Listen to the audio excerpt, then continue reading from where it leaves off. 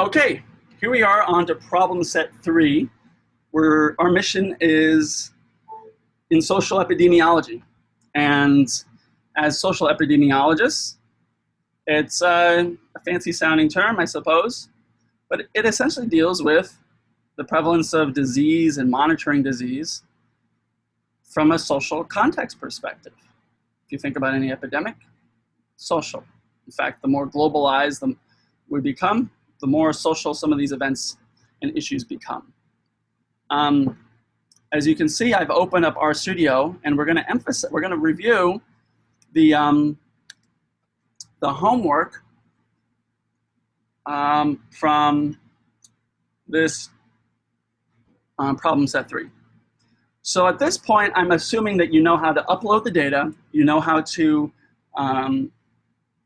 basically create a folder or workspace, and you basically can have the script in one corner, and then you have basically a folder that looks something like this. You may or may not have the R data and the R history folder there. That's the history and that's the workspace. Remember, those are files we don't really care about. What I want you to have for each week, of course, is the data set, and then the problem set right here. Now, that's basically it. Now, I always use the drop-down menu when I do this, but you can also use the code and things like that. But I just want to remind you that you should have that. So I think I can just click that, and it'll ask me if I really want this into the global environment, and I'll say yes. And look, there we have it. Okay. So here's problem set number 3. Here we have the R code. This is for the second half. That being said, it can also, understanding the output and the analyses can help you for the first half as well. And typically, we're going to have to, almost always, when we upload, when we do the analyses using the code that is provided in the class, we have to use the library function for Mosaic. This is assuming you've already installed it. I'm not going to spend too much time on this, but just remember that you have to do that first. Let's try that. Looks like it's in there. How can we be certain? We can go to packages, and we can go here. We can type in Mosaic, and it looks like we have that. We're looking for the Mosaic package, and then concomitantly, when we install Mosaic, when we load the Mosaic package, we also load the data. Now, if you run into any errors, you can install the packages, right? But notice I put a hashtag in front of that code, and it'll change color. And when it changes color, it means that code is deactivated. And now you see that the script itself has changed, somewhat like a Word file. You know, you add a paragraph or a sentence, now you want to save it. On Mac, I use Command S. I think you use maybe Open Apple S or something like that, some keyboard shortcut. You can also use the drop-down menus. But keep in mind, just note to yourself that this upper right-hand corner, if you change the code itself, like I have, and as you'll see below, when I was helping other students one-on-one, it'll turn red. I don't really want to talk much more about that, except that's kind of crucial here. Here I have some stuff on the working and setting and getting the working directory and loading the data, but I think given the fact that we're going to probably have another section that focuses more on that, I want to focus more on answering these questions, getting to know the concepts via data analysis. So our first question is to ask how many respondents are in the data sets. You'll see these kind of commands. There are 3 functions that I want to show to you, but first I'm going to show to you this view function that we've seen before. Where have we seen it? Well, we used it in the first week. Remember, capital V, well, you can see it there in the little yellow box. View is a function. So in other words, it's a command, you could say, with different, basically, subcomponents to that command. And the main point is you want to put the name of the data set within the parentheses of that command. So we'll highlight that, and we'll click Run.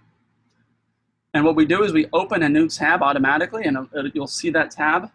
And here we see basically a spreadsheet of the data frame. As the course goes along, I'm going to use more and more the R jargon. It's a tabular data set. And remember, like R, in many aspects of R, there are multiple ways to look at things. You can also look at get a snapshot of the data here. And if you look, oh, look, we got a little, something that looks like a little spreadsheet here. Let's click on that. That's another way to use the view function. So there are many ways, many forking paths that will lead you to the same destination. It should be to your benefit, not to your bewilderment, in fact. But I know that can be somewhat, I don't know, complex, especially if you're sharing code with somebody else and you see they're doing something differently. That being said, it promotes creativity and lets you look at different things. Main point is, to answer this question, we give you the code. How many variables are there? How many respondents are there? Well, first we have to know what's the data set we're talking about, GSS. How many variables are there? We have to know what a variable is.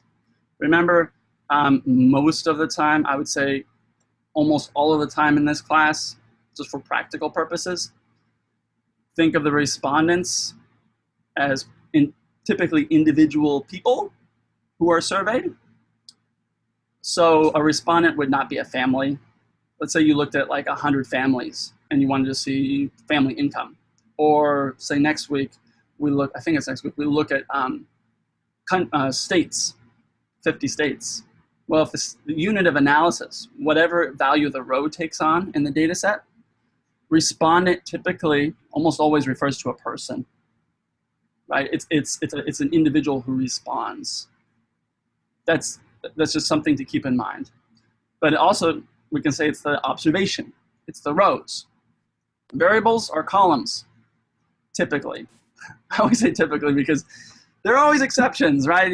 There are very complex data structures that you're going to deal with later. But for the purposes of this course, when you think of data frame, when you think of what is called a tidy data sets, in fact, there's a whole suite of commands called tidyr, you want to have something that looks like this. I speak French, so my girlfriend always makes fun of me because I always talk about things being rick-rack, meaning you kind of want things straight and narrow. You want each column to have a purpose and a value, and you want each row to have a purpose and a value. You don't want, you can have missing values, and that means something, but each one of those cells should be something. So all that is to say that we could actually technically know the respondents and variables in the data sets by simply looking at the view function and counting right up here the number of columns, and by scrolling down and going down to the bottom. So remember, we can still use that view function. We can also just look at the description of the data frame object in our environment that we loaded up. 560 observations of 8 variables. OBS means observations. If you want a little more certainty, you can look at that right here. So that's one way to do it. Now, of course, there are other ways to do it. So these 3 functions are nRow, number of rows. Remember, I told you what n meant last week in the output. N is the number. So we can just highlight that, and what it will do, it will print in the console, this lower left-hand pane, the number of rows. Now, context and interpretation matter. Rows, as I said, may not mean respondents. It could mean something else. If we uploaded a different data set, it means a different thing. In this case, because we know the data set, we have a description, we looked at the code book, we know that this is something called the GSS, or the General Social Survey. And it's a random sample of Americans who are asked to evaluate their health, among other things. And you should know what GSS is because it's a very famous data set. In fact, it's been going on for 30, 40 years. There have been probably tens of thousands of papers published using the GSS. And when you get into data science, you'll actually see you'll get familiar with some of the jargon used. But I'm happy to teach this section because to know the GSS already is pretty cool. Because you go on blogs, you'll see bloggers talk about GSS. You'll see other people talk about GSS, and you'll see it in published academic research. I analyze the GSS, for example. So you're doing what I do. Okay. So it's also a good idea. This is also sort of, in terms of data hygiene, it's a reminder that when you define or label your data sets or your objects, make it meaningful. So instead of writing General Social Survey really long, here we have health GSS. So let's look at the number of rows function. We're just going to run that. Okay, look at that. We printed the number of rows. And then we printed, and call is the number of columns. So we're going to run that as well, number of columns. Okay. DIM doesn't mean that you're dim or that I'm dim. It refers to the dimensions. Because we're talking actually, remember I said a data frame is tabular? It has dimensions, right? It has an X and a Y axis. It has it's a matrix, actually, if you know anything about matrix algebra or matrix, anything to do with matrices. Here are the dimensions of it. So let's run that. Dimension has this, and here's the nomenclature for the dimension. And you should remember this because this is important later on if you do more advanced analyses. Dimensions are always rows, columns, rows, columns, rows, columns. All right? Someone asked to me privately what this these little things in brackets mean, the one. I mentioned it briefly in class. This is a kind of object that only has one ingredient in it. You could say it's an element. It's an atomic vector, if you want to be technical. I've heard it called that, meaning it's just one thing. In other words, even though there are two values here, this is, if we define this as an object in our working space, it'll be one thing. It'll print out one value, as opposed to a vector with like 3 elements. Like you can define a vector with, taking on with basically I don't know. I kind of think of it as ticker tape. If you watch really old movies, how they print out news or things like that using ticker tape, it's like a little string of paper with lots of little bits of information. Well, this is just like one atomized bit of information. That's what that is. Otherwise, ignore it. Half of what you might want to do is ignore things so you can distill and understand it. What's relevant. Half the times I surprise myself when I realize, oh yeah, you could do this, and I've been doing it for this, for such a long time. Okay, so I showed you a million ways to actually look at and view your data. To know how many variables there are, what that means, how to decode it. Notice I'm using the same logic of answering questions. I translate or decode or understand the question. I understand the context of the analysis, and then I would utilize whatever method for me is most efficient. We give you several functions here. Do what works for you, okay? Okay, question 2 asks, the variable health measures self-reported overall health with 2 levels, good or fair. And the variable poverty measures whether one is impoverished with 2 levels, poor and non-poor. Okay, so here we have variables that each take on 2 values. We want to know what the probability is of being poor and having fair health. What is the probability of being non-poor and having fair health? Okay. That was unbelievable. I'm sorry, I'm hearing a little bit of background noise. If you could be sure everyone to mute your audio, that'd be great. Okay. Anyway, what you want to do here, I was answering some more complex questions, don't worry about that. The main point I want to emphasize here is we're actually going to reuse the tally function, because guess what? We're dealing with two categorical variables, right? We're dealing with poverty and health, okay? So I'm going to get rid of some of this other junk and just give you what you really probably need for the analysis here. And I apologize because I was answering some questions. I have the habit of saving my code because it's useful. Okay, so here we have basically a tabulation. Now the point I want to make here is that we have the proportions here. Now why do we want to have proportions here?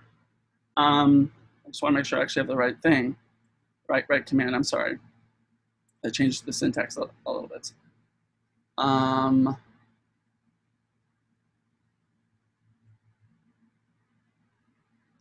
Okay, yeah. I think we want to do actually this vertical bar here. What is the probability given the person is poor? Oh, sorry. You know what I do? If I ever get things a little too confusing, I just comment it out. Confusing meaning that I wrote code, and this is always a work in progress, right? Maybe you're often writing code and then you're like, I don't kind of want this, but you don't want to throw it away. I'll often either keep it as a separate file or you'll do what I just did, which is I'll comment it out. There's a keyboard shortcut you can use. I think it's on a Mac, it's Shift Command C. You press that at the same time, and you can highlight all of that code. You can also uncomment code by doing that as well. And I do that quite often because it's a dynamic process to write syntax. So, okay, so let's look at the code right here. So the probability of being poor and having fair health is 0.8, we could say. We don't have to be more precise than that, but we could be. Remember I talked about precision? I don't like it so much. At this point, if you talk about a probability that is that precise, I don't care. Too much TMI, too much information, right?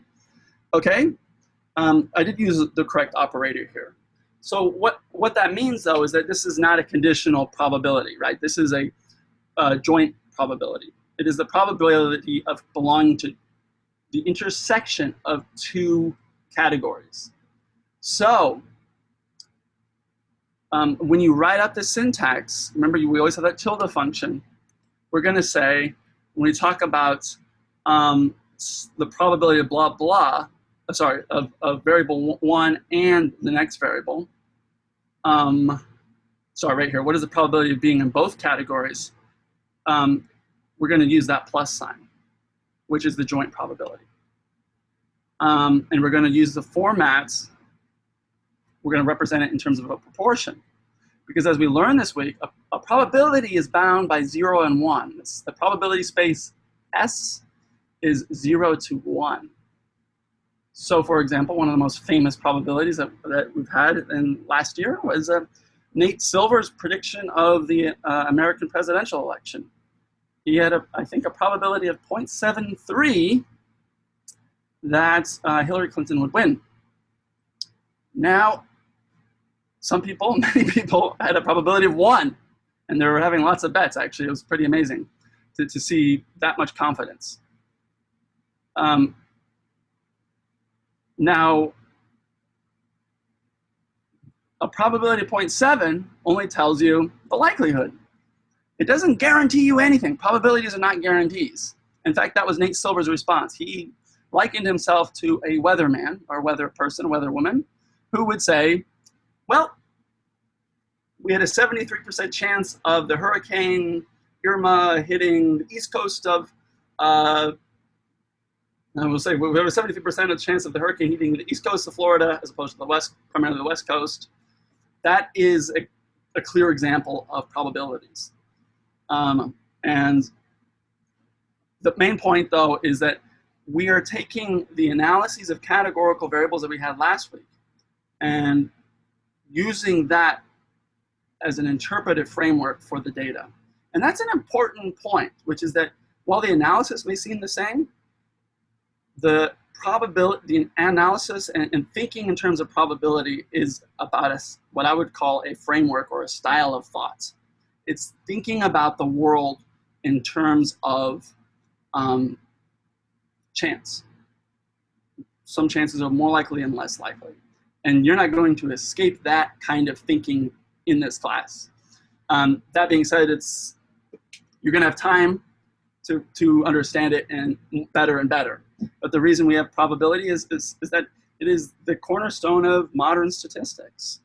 That being said, it's not necessarily the cornerstone of modern machine learning, and we'll talk about that later. But, well, I'll just say, because in much of machine learning, the concept would be, if you know all of the data, if you're omniscient, let's say if you have the mind of God, then hypothetically, you would know what's going to happen in the future.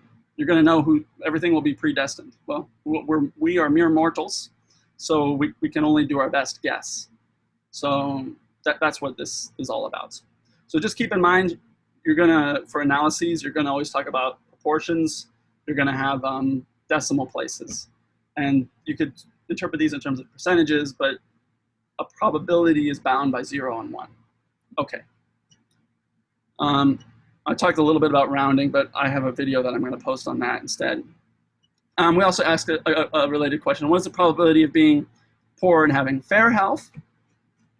Well, what is that here?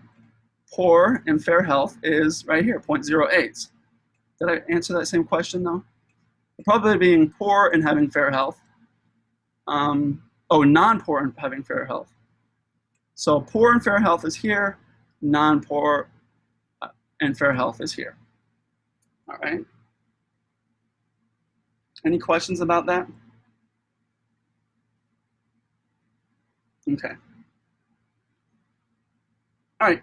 I want to make sure I got the, sorry, a little technical glitch. Okay. Now, what does that differ? Okay, so now we're going to ask, what is the probability of having fair health given a person is poor? Listen to that language. What is the probability of fair health given a person is poor? That means conditional upon. That means that we're not looking at the joint probability. We're looking at a whole group, or let's say a risk pool. If we talk about healthcare in modern American politics, we're talking about a risk pool. We're talking about a group of a sample. We're saying, given we subset our sample to those who are poor, what is the probability of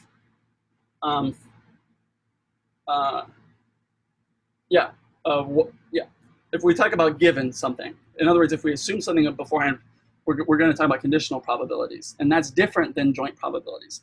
And that's where we use the pipe or the vertical bar. And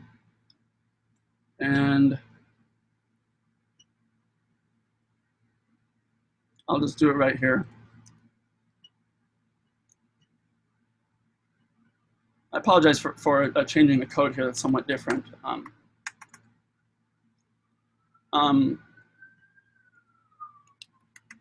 But here, this is where order matters, because you want to look at the probability of, you're going to read from left to right when you read the code. You're going to say the tilde is your output, so you're going to tally your outcome, which is the probability of having fair health given a person is poor. So we're going to look at the tabulation of health given your poverty status. And I'll turn that off again. And we're going to just run that. So keep in mind, you have this vertical pipe. So you're basically just to read it left and right. You're saying, what is your probability of this variable given what other variable that divides your sample? This is a conditional probability. And it's a different expression because order matters.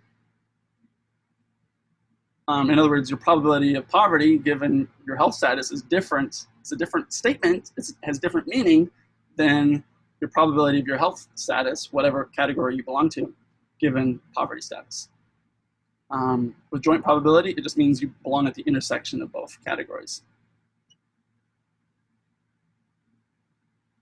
Someone mentioned, Walter actually mentioned, Nate Silver also makes sports predictions. Exactly.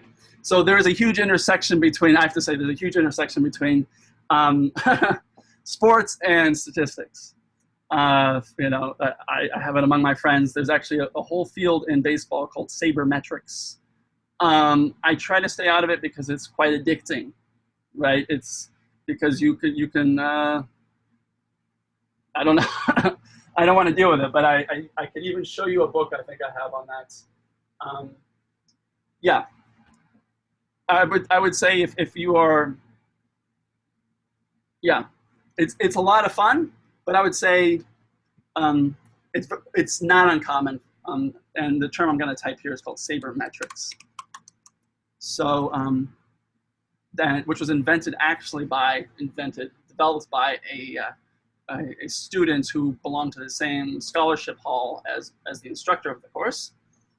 Different generations, but it's a nice legacy to remember. The guy was from Kansas and got really interested in baseball, and because it was, you know, at that time, it was much easier to quantify baseball than other sports. Now you can quantify everything. And sports teams are always quantifying things. But baseball was the first. So, yeah, I try to avoid that. And you'll never see me in a casino. Okay. All right. So we're going to talk about conditional probability. So this is really a double-barreled question, right? What is the probability of having fair health given a person is poor? And that is let's see, the probability of a person is in fair health. I'm going to clear the screen. Sorry, and this is Command Control L will clear the console. I like this because it's like shaking an Etch-a-Sketch. It clears your thought. At least if you're like me, I can't think about too many things at the same time. So what is the probability of fair health given that the person is poor? Well, the probability of fair health given that the person is poor is 0.297 here. So given that the person belongs to this category, we're going to look at this probability of fair health. Now, given the probability that the person, the other part of the question is, what is the probability of having fair health given the person is non-poor, is right here. So given you know that the column, what is your probability of the outcome? Now, the reason we're framing it this way is in part because we're epidemiologists, social epidemiologists. And think about what we're interested in. Here again, context matters. Just as like you're reading a book, the story matters, the order matters.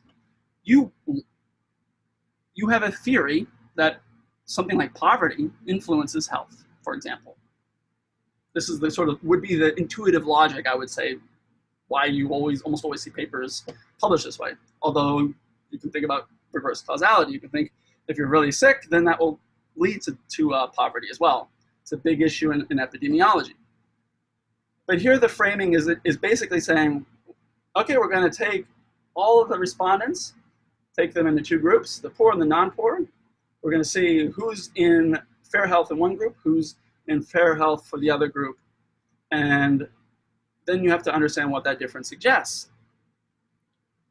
Well, basically what we did is, in the terms of probability, we divided our sample into two probability spaces. And I'll show that to you because we'll see that each column adds to 1.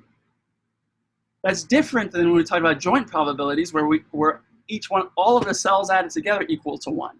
Here what we're doing is we're saying, here we have one probability space and another probability space. A probability space of health for those who are poor, a probability space for those who are non-poor. So you divide, look at the probability, and you look at that difference. And here we have that difference. What does that difference suggest? Well, it looks like you're more likely to be in worse health and less likely to be in good health if you're poor versus non-poor, right? That's what it looks like. That would be the interpretation here. Notice I talked about the converse here because if you're more likely to be in fair, you're also less likely to be in good in each column. Now I want to emphasize that difference between joint and conditional probabilities because here we have health and poverty as a joint probability, and here I'm going to set the margins to true as well. And look, you're going to see that the whole sample space equals to 1. There's the 1 right there. So in other words, you take the whole sample, take everybody, and you just look at the intersection as opposed to dividing it. And the language, the key word, key phrase is given that. Given that we're going to divide, and then you look at the probabilities. So I'm going to clear the workspace again, and then rerun this code of this probability difference. Because then we're going to talk about relative risk. And the easiest way to think of relative risk, I would say, is, again, think about the meaning and the context here. Risk, we talk about relative because it is, in fact, a ratio. So it doesn't tell you absolute values. It tells you the relative values. It tells you, well, I should say, the reason we call it relative risk is that we're typically, as statisticians and in social epidemiology, we're looking at outcomes that we don't really want people to experience: accidents, mortality, illness. So think of it as a risk, because we're thinking about analyses. It comes out of analyses where you're looking at the relative likelihood or relative probability of an adverse outcome. Say, and you'll see this all the time in the news, you'll say, smoking doubles the risk for lung cancer. That's actually a relative risk, typically, or maybe something like an odds ratio, which is pretty much a relative risk statistic. But the point here is that that concept is imbued with meaning. Statistically, mathematically, relative risk could be the risk of the ratio of the relative risk of winning the lottery, the relative risk of doing something positive. But it comes out of an analysis where you were typically looking at the adverse outcomes. And we think about it in terms of risk because imbued in that idea, or baked into that idea of an adverse outcome, is that it is not guaranteed, but it is likely. So we think about, oh, there's a risk if you are poor to be in worse health. It's not a guarantee. There's a risk. And that risk is relative to some other outcome or some other risk group. In other words, being non-poor. And the concept of relativity plus risk are very important because they show some pieces of information and obscure others. The simplest way to look at relative risk is simply think about what the concept is, and I think I even typed it out here. It is the relative risk is the probability of an outcome over the probability of not having that outcome. And those are both conditional probabilities. Here I wrote syntax that was a little more complicated, but the easiest way to think about it is actually, I don't want to make things too confusing, but if you think about what is the relative risk of having fair health, you look at this fair column here, you take a conditional probability, and you simply take the ratio of this variable over this variable. Sorry, of this probability over this probability. So relative risk, we're going to define. I'm going to put the assignment operator here, and I'm just going to do a little division here.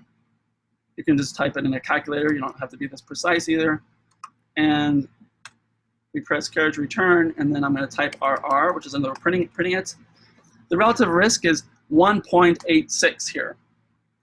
Now, basically, it means we could almost say you could round up, because if we had a relative risk of 2.0, for example, it's close to 2. You could say being poor almost doubles the probability or likelihood of being in worse health. So here I'm talking all about context. Worse health meaning fair health. I'm using worse because that's a way to communicate the idea, because fair health by itself might be pretty good. If we're talking about fair versus poor, it's all about context. But the point here is that relative risk by itself is only a piece of information that gives you something about one risk probability versus another, and it is a ratio. Now, a lot of statisticians like me don't like ratios because they actually hide things, right? Body mass index is kind of a ratio, but there are lots of other ratios, hormone ratios, for instance. That being said, it does give information.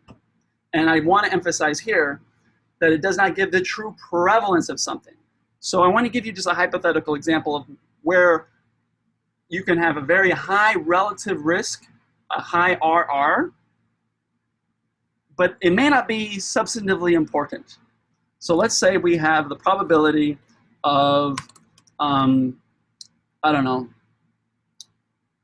lightning strike. I don't know. You could say the probability of dying while drinking Gatorade, because I'm drinking Gatorade, is equal, you're going to assign this to 0.001. Actually, this is going to be higher, so we'll do we'll do 0.001. And then the probability of not dying drinking Gatorade is much smaller. And then we're going to do a relative risk, which is again our ratio of our conditional probabilities, right? Given your whether or not you drink Kool-Aid or not, we're going to look at your probability of risk over the other. Did I do that correctly? Well, it should have been higher than that. Did I do it incorrectly? I think I did it in reverse. Did I do it in reverse? Hold on for a second. Sorry. Yeah. Sorry. I meant. Hold on for a second. Well, anyway, the main. Let's just get rid of this. I don't want to waste time on a silly example like that. The main point is it does not tell you about absolutes. You could have, say, two low probabilities like 0.0. Let's say let's do 0.01. A 1% chance of something else over. Let's say. Oh yeah, no, I had the groups in reverse. I'm sorry. Let's say you have this. This is the probability of this over this. Oh, I don't even know. Never mind.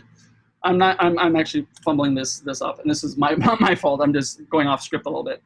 The point I want to make here is that as a ratio, it only tells you about the relative percentages of something existing. It doesn't tell you about the absolute values. So if we do a ratio that is where there's a huge discrepancy, but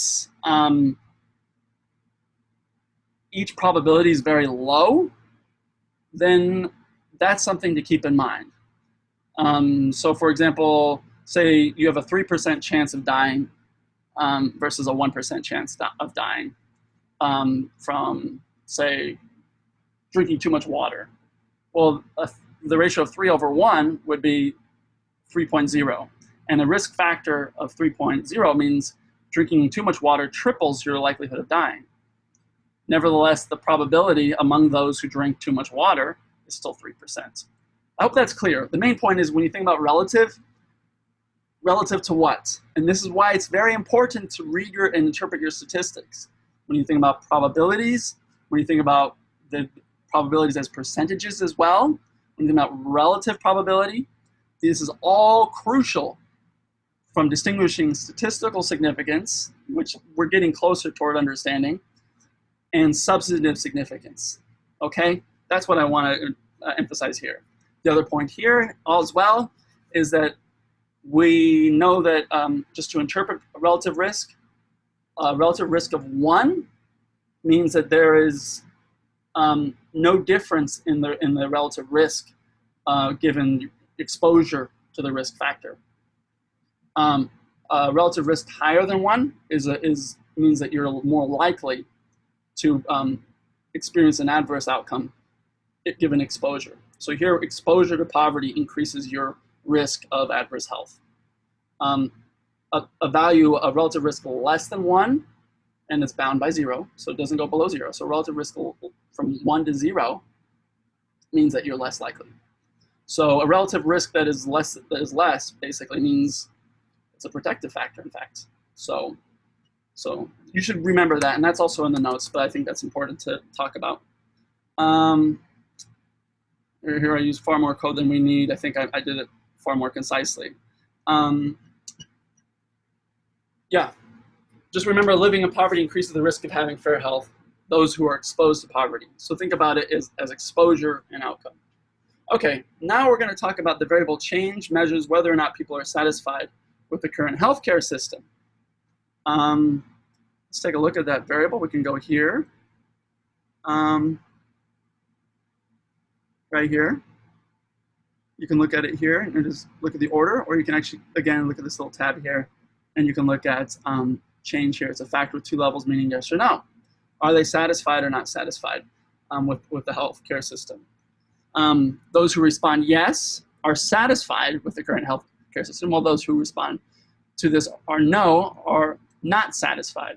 So are you satisfied? Yes or no?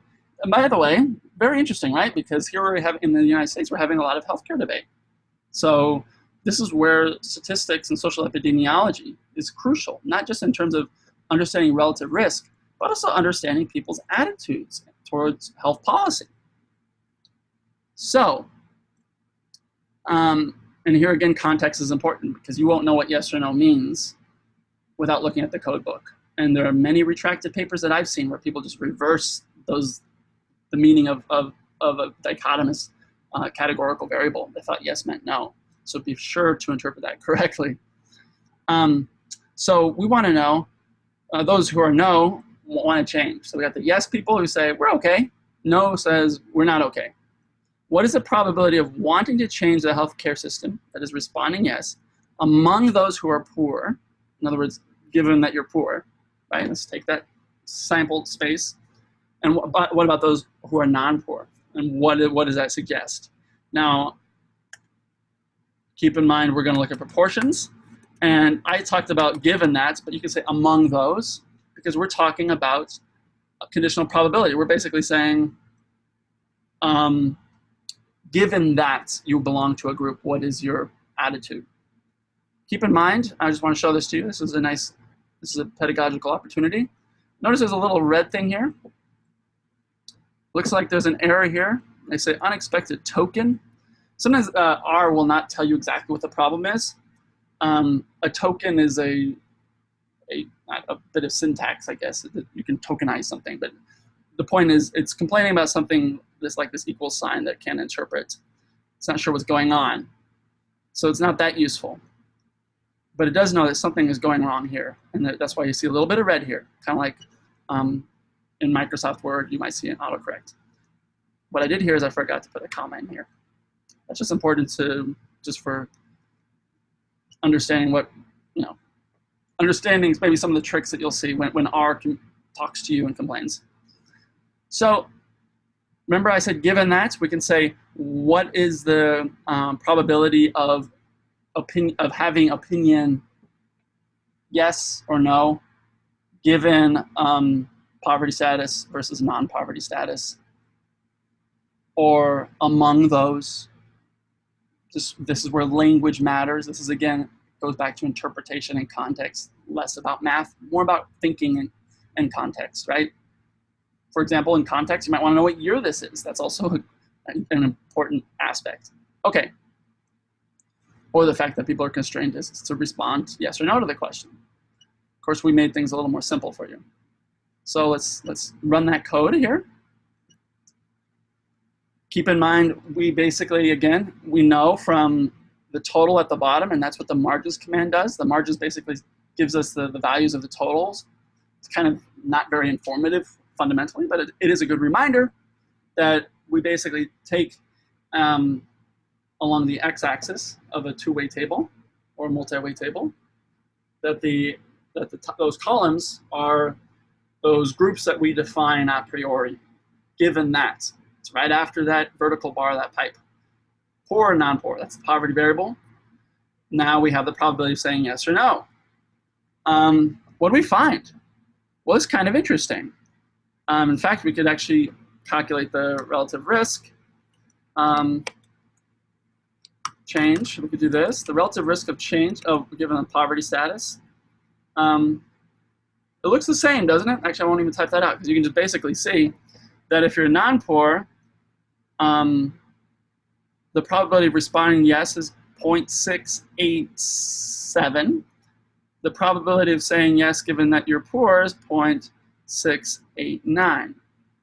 Now this is where precision is overrated. With a sample size this small and with the inferences and the uncertainty in the inferences that we make, as when we talk about statistical inferences, overall, it looks like about, if you're non-poor, you have a 69% chance. Notice I'm talking about probability proportions in terms of chance, because that's also how, If you listen to any people, whether people talk about this, they'll talk about chances in terms of percentages, but mathematically, it's a decimal bound by 0 and 1. 1 meaning 100% chance, 0 meaning null or 0 chance. So here we have a 69% chance of a yes response, satisfaction with the current system if you're non-poor, and 69% satisfaction probability if you are poor. So here, notice the way I'm talking about this, I'm talking about in terms of probability. I'm not saying 67% of non-poor respondents in a sample said yes to the change question versus 69% in the poor, among those who are poor, responded yes. I'm saying, I'm using the same data, the same interpretation in the language of probability. It's an interpretive framework. So basically suggests a social class, I would say, this is the translation to your non-statistician as a client. Attitudes about healthcare policy don't seem to vary by poverty status, by social class. That's interesting, but also raises more questions, right? Maybe there are problems with the question ordering, the question wording. Social class is not well defined. Maybe, as other people would know, social class is more than just poverty status. It can also include racial and ethnic status. So that's also very important.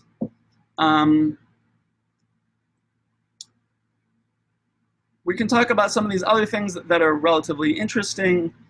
In terms of useful code, I think we covered some of these.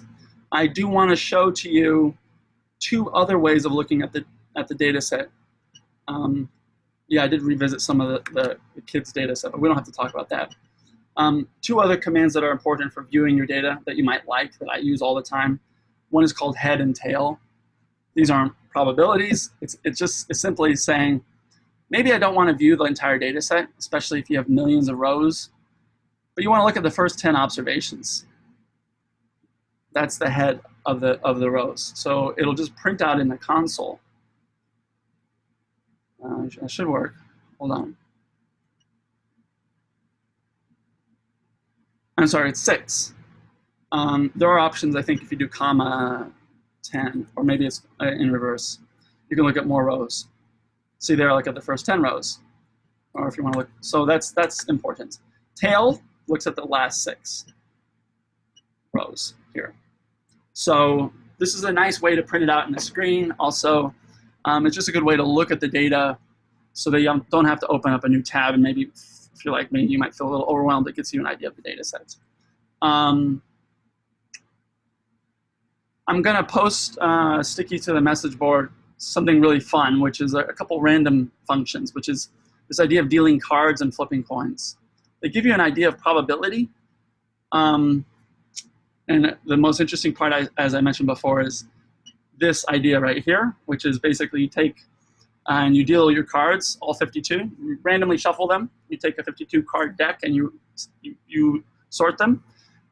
This order of the cards has never happened before and never will happen again because of the probability includes not just what is being dealt, but the order and the number.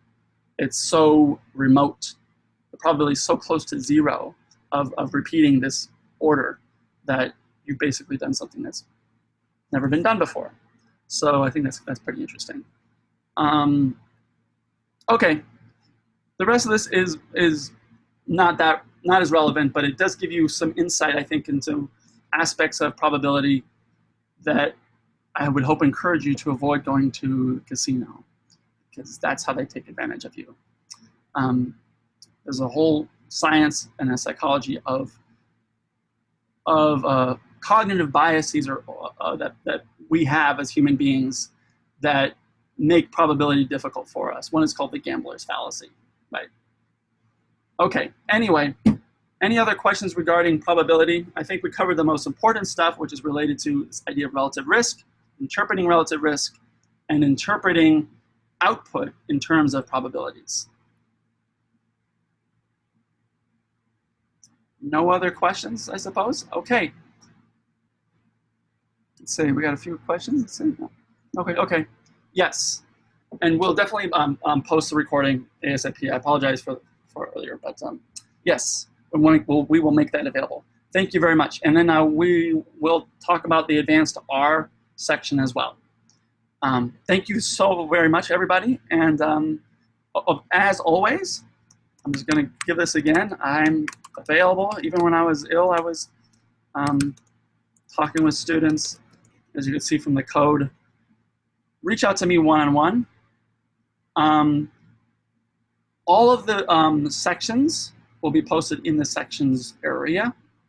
Tutorials will be posted in the other section. So as long as it's a section intended by people, which it will be, yep, and the link will be the same.